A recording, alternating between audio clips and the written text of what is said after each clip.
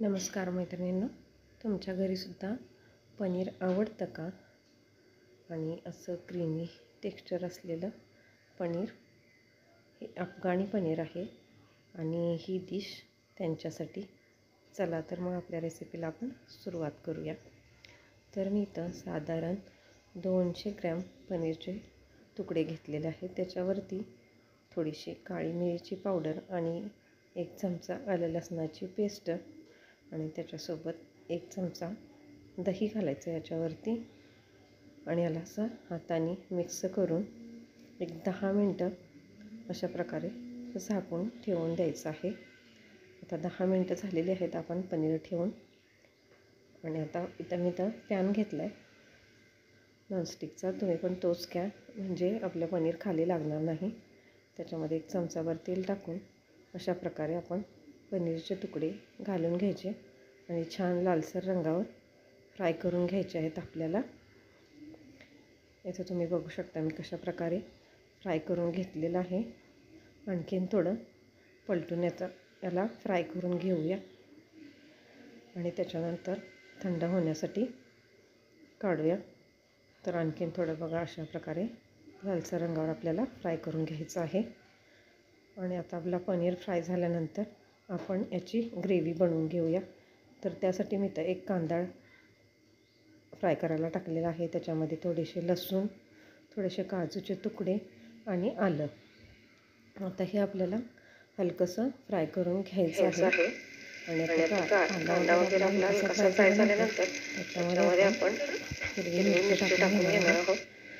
आणि हे थंड झाल्यानंतर आपल्याला मिक्सरच्या भांड्यामध्ये घालून घ्यायचं आहे. पूर्णपणे थंड करून घ्यायचं म्हणजे एकदम व्यवस्थित असं हे मिश्रण म्हणजे ही ग्रेव्ही छान अशी तयार होते.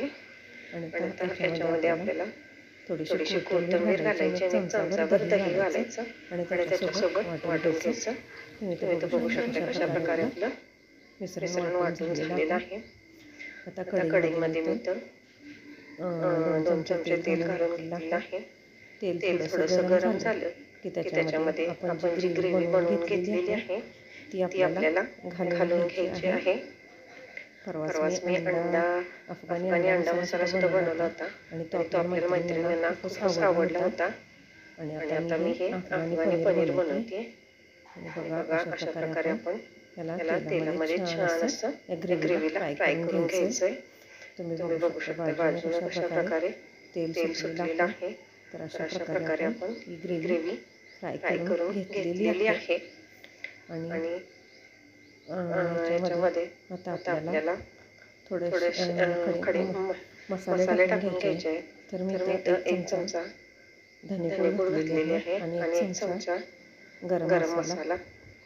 त्याच्यानंतर इथं तुम्ही क्रीम वापरू शकता, पण मी इथं दुधाची साय घेतलेली आहे. 2 चमचे फ्रेश साय आहे.